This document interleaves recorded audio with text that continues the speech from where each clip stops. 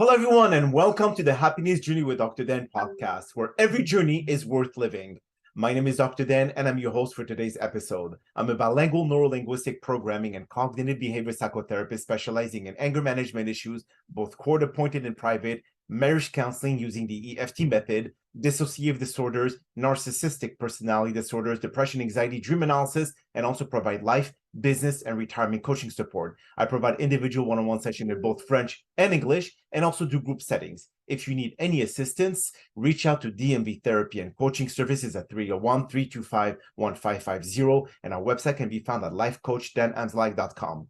Today, I'm very excited about our fifth episode of season 16, and I have a very special guest, an intuitive coach and psychic medium, helping people overcoming grief and finding joy in life again, Mr. Seth Eliot. And just like every of my past episode, I will leave it up to him to be able to introduce himself, and as no one can do a better job. Seth, the floor is yours. Thank you, Dr. Dan. I'm so excited to be here. Thank you for having me. I appreciate the platform. So I'm an executive coach, an intuitive coach. I'm a psychic medium. I am an animal communicator. I work with LG parents of LGBTQ plus children to kind of help them navigate the landscape that is the LGBTQ world. This is what I'm doing actually most recently. But I do readings, I do healings, I facilitate healing meditations. There's a lot that I do. Um, I also love to work with LGBTQ plus executives and creatives and influencers to help them find freedom again or find their smile again. And some people have called me a smileologist, which I'm trying to adopt every day. And essentially, I just help people to find, I help people find their smile again.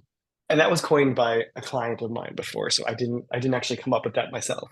Not a problem. Well, thank you so much for taking time out of your busy schedule, Seth, to be able to join us and hopefully enlighten all of our listeners. We actually are past 1 million listeners for our happiness journey, so I'm very glad that your presence will definitely increase the value of this podcast. So we mentioned earlier that you are helping people overcoming grief. So have you gone yourself through some sort of grief that you have learned through your own personal experience on how to be able to, like share your experience with others and how for them to deal with the same predicament? Yeah, I have, I've been through so much in my life. From coming out the first time as gay to coming out the second time as a psychic medium to being held at gunpoint 3 times, once in Colombia, once in New York, and then once in Mexico. I've survived cancer. I've survived numerous boyfriends, actually, 0 converting from HIV negative to HIV positive without becoming HIV positive. I don't know how that's possible. I mean, and everything in between, right? Like I've had every job known to man. HR has been very good to me. So I've been in HR for 15, 16 years. But through it all, I found that I went through certain stages and phases. And that's why I created the SMILE method. Excuse me. So, and the GRACE method. So the SMILE method, sorry, let me just take a sip. The SMILE method is for helping people to overcome current obstacles, challenges, changes, transitions. Whereas the GRACE method is to help people heal from their past once and for all. And we can go into more detail on that, but I just want to kind of cover that. So it's because I've been through all of this stuff in my life and continue to go through stuff. I mean, I've even been a victim, let's say a survivor, right, of sextortion. Which, if you don't know what that is, essentially they hack onto your computer, get some private photos and videos, and then use that to extort money from you. Cool. That was terrible as well. So all of these things have shaped me and helped me to become the person I am, that I can actually smile, right? Like sometimes I feel like getting up out of bed is a blessing and a gift. Well, now, despite all the challenges that you face, now, how did you, because obviously when it becomes too overwhelming for people to deal with like a tidal wave of issues coming all at the same time, did you deal with one problem at a time, or it just came like I mentioned, like a tidal wave? And if so, how did you prioritize which issue to deal with first? and the others how to deal with them later? Sure. I think it's happened both ways. So sometimes, like the sextortion challenge just happened by itself, essentially. But I was not in the best place in my life, um, spiritually, I guess, either, or emotionally. So, but when a tidal wave comes, for me, it's about survival. And it's about in terms of priority and urgency, for me, it's do what's going to help you the most survive each day, right? So with the sextortion, I had to tell my husband, like, this is going on, right? And that was a very uncomfortable conversation. And I had to get digital forensics investigators involved, which was, again, very vulnerable, Um, and all of these things happened, but I knew that I had to get it done. So I knew that I had to be proactive. I knew that I had to, and I pretty much figured out that, like, I'm gonna put my emotions on hold. I mean, I know they're there. I know they're there. I'm going to move through them and activate them and move through them. But right now, I need to get logistics done. I need to be proactive and kind of triage what's going on. So for me, it's about securing that which is most important to you, and being proactive and really taking some steps to start moving yourself forward. Or in my case, start the legal process, or start before, because the emotions will come. The emotions will be there, and the emotions will come in their time. So how long did it take you to be able to solve that trauma in your life? I mean, the sextortion. I mean, was it something that was ongoing, or was it suddenly from one day to the other it disappeared? I wish, I wish that grief and trauma was like that. Well, what I haven't told you is that, I started to kind of flirt with this person online, and then that's how they kind of got into my computer and laptop. So it wasn't like the best situation for my marriage either. Even though, we're allowed to flirt with other people. um, for me, I think the first couple weeks were terrible because I had to relive it every day. I had to literally continue the conversation on Instagram to ensure that it was enough information for the digital forensic investigators to take over. So I had to, knowing that this was going on, I had to knowingly kind of deceive this person, but also, like, talk to someone who was causing me this much pain. So I would say until even the case closed, like 3 weeks later, that's when I finally sighed. And I think that's when the emotions started to kick in. Immediately, I was numb. I mean, I was in such shock, right? That I had really no idea what to do. And this could be a good way for me to explain the Smile method and the 5-step method, because I went through all of those 5 steps. It doesn't always happen linear, but this time it did. So I was in shock immediately, and then I went right into logistic mode. So after about 30 minutes of when I got the kind of the email of, like, I'm going to ruin your family, your job, your life, I'm going to tell your parents, your husband, blah blah, and then demanded money. I was in shock, but then I was like, okay, so what do I do? So I looked up. I didn't even know what a digital forensic investigator was. So I was like, how do I get an investigator? Blah, blah. So within 2 hours, I was on the phone with someone talking, and then they said, you have to tell your husband right away. Like, this is not, so, so then I literally had to do that, like, same day. It was a lot. It was a lot to go through.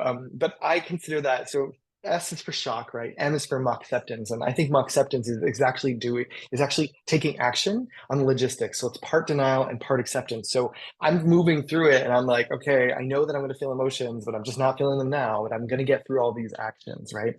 And then after the 3-week mark, when I finally sighed and was like, okay, and I started talking to my husband more about what was going on, that's when the emotions started happening. That's when I would laugh incessantly and then cry incessantly, and that's what I call in overwhelmdom. So it's like the overwhelming feelings of significant and poignant emotions. And so that took a while. I'm not gonna lie, like a couple of months maybe of, like, just not feeling like myself. And then as I was going through that process, I'm going through what's called L is for learning, right? So I'm learning and reflecting on what happened, what I could have done better, what I'm missing from my life that made me, like, flirt with this other person, like all these things that. And by the way, I've never shared this before on any podcast. So, um, so Because it recently, I mean, happened like within the past 2 years.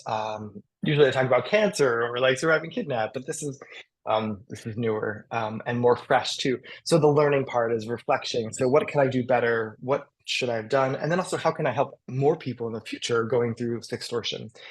And that takes a while. I'm even still in that mode, if you will. You know, I'm still like every time I don't talk about it often. So when I talk about it, I can feel the emotions come back, and I'm like, okay, this happened, yes, and it was a terrible situation, but I've now made the best of it. It's now 2 years later.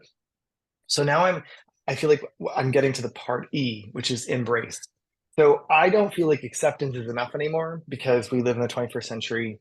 And if we just accept what happens to us, we won't ever really embrace what happens to us. And when we embrace it, we then become grateful for it. Not that I'm grateful yet completely for that situation, but I am grateful for what it has brought. I'm grateful for certain parts of it, what it's brought into my life, how it's helped my husband and how I know the signs to look for. I can now relate and connect with people on a very different level that have been through something similar to this, and I can also help others that are going through this or been through this.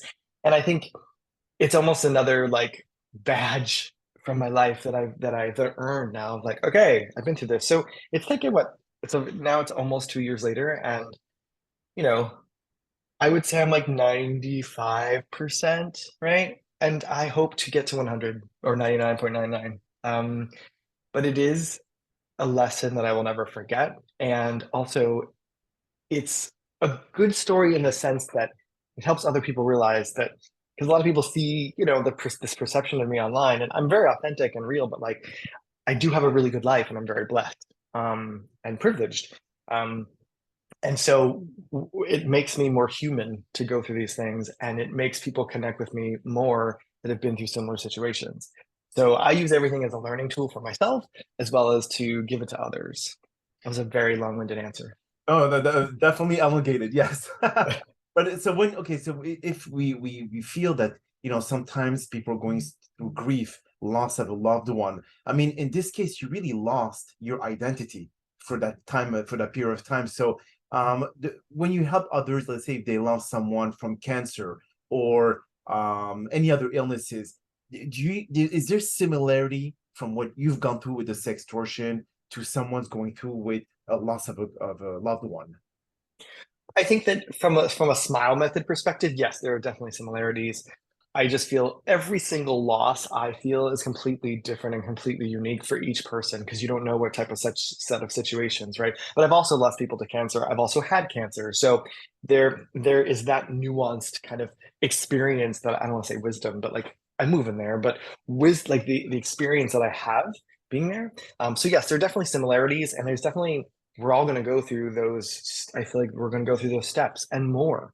And we might even, something will trigger us. We'll go back and we'll feel these emotions and then we'll work our way back. So it's all relative. But I do believe that, yes, it's definitely similar in the way that we handle, the way that we respond, and the way that we move through loss. So I feel like that's why I put this out there, and I want everyone to know about the smile method or all my methods, because I feel like there is a beautiful truth to moving through these different stages, and it's all about healing, right? Like if I really wanted to say something, I'd say it's the 5-step method to healing, but I really feel like the 5-step stages to move through trauma, to move through grief, to move through loss.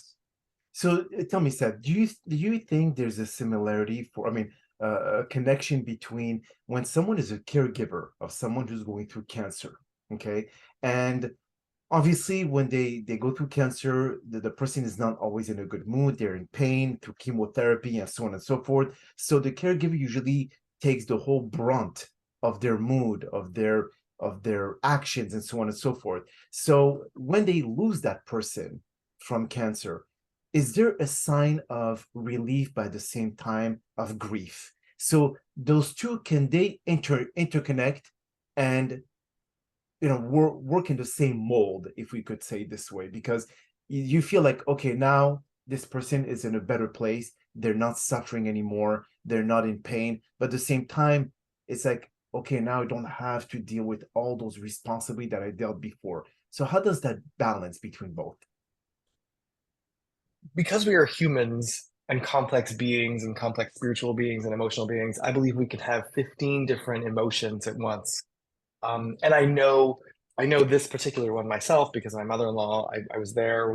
She passed. We were there for the last 10 days because she's in South Africa, and we were her caretakers and caregivers, and we all felt that relief as well as such deep sadness, right?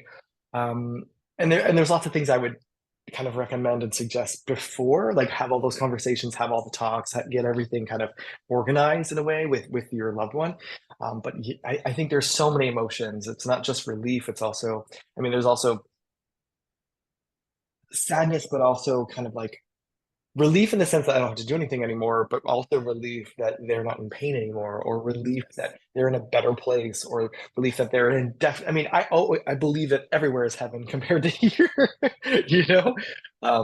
So yeah, I definitely believe, and we can be feeling all sorts of things when someone's passes as well. And even like a glimmer of hope, right? That because when you're caregiving, I know this from firsthand, like I know it gets to be so overwhelmingly intense and overwhelmingly kind of all the responsibility falls onto you. So there is this sense of like purpose, right? So that when they pass, you're like, okay, whoa, well, what do I do now, right? Like, what am I doing next? When really it's just, I think for the first couple of days, it's just one foot in front of the other. Um, but I believe that everyone goes through that. Well, everyone goes through that who's losing someone to cancer, right, or illness, because they can see the pain that they're going through and they're caregiving at the same time. So I believe that's one of the most common things I've seen actually for caregivers. But now everyone has a different relationship with the one who's ill. Is it hard to customize your teachings and your consulting, I would say your coaching, for everyone to be able to feel something that is linear, because there's nothing linear about it. It's more like everyone will say, well, I was closer to that person, or I was not close enough, or I regret that didn't spend too much time with this person, and so on and so forth. So when you help someone going through grief because of the loss of a loved one, is there a specific step or like kind of a process that you put them through to be able to learn to accept, to embrace, to do all of this and not feel any guilt, thinking that I should have given more time, I should have given more care, I should have done that, or I should have done this? Is there a way for people, especially our listeners that are going through this kind of process right now, to be able to kind of aid them, to help them cope with those changes they're going to encounter in the next few months or until the person deceased? Ooh, we were like two or three questions in one there. So so when I work with someone, I take the whole kind of picture, right? So I talk to them and I get the whole picture.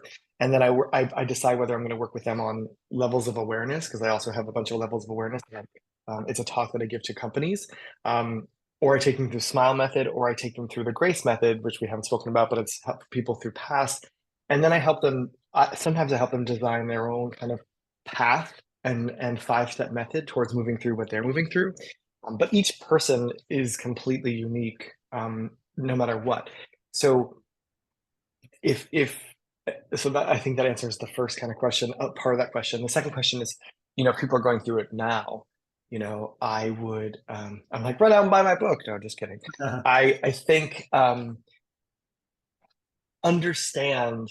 I think awareness is key, to be honest, of where you are and how you are where you are. So some people I work with, I literally will do, I'm also a psychic, right? And a medium. So some people I work with and I give them a reading as we're coaching together.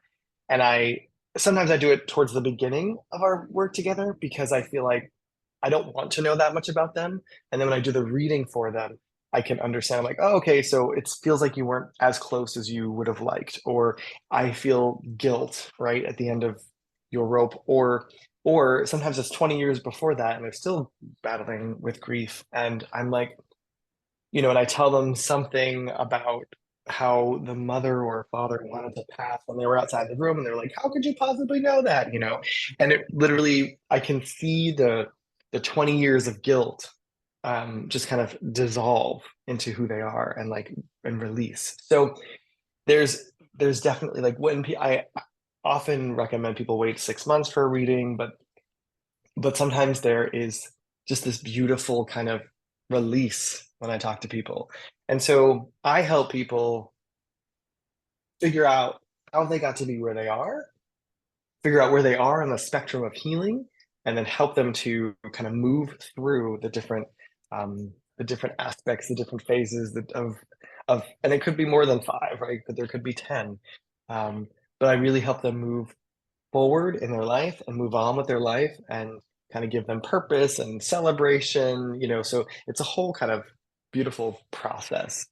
And then I think the last part of your question was basically how, like, words of wisdom, I guess, or words to like people that are going through it now. I mean, like, for one, my thoughts and prayers are with you, and I'm sending you healing. Like, it's tough. I know it's tough. Um, Second thing is support, right? Like, find your support group around you, whether that's friends, other family members, or whether that's a therapist or a coach. I think that's really important. I think if you're not feeling any emotion, feel numb for a while, because that's normal too. The emotions will definitely come, the emotions will definitely be there, and you will definitely need to go through those emotions as well. Um, and work with someone, like talk to friends, share your experience, I also don't think that I mean, depending on the loss, it could take you months or a year or 2 years to kind of feel better about life in general.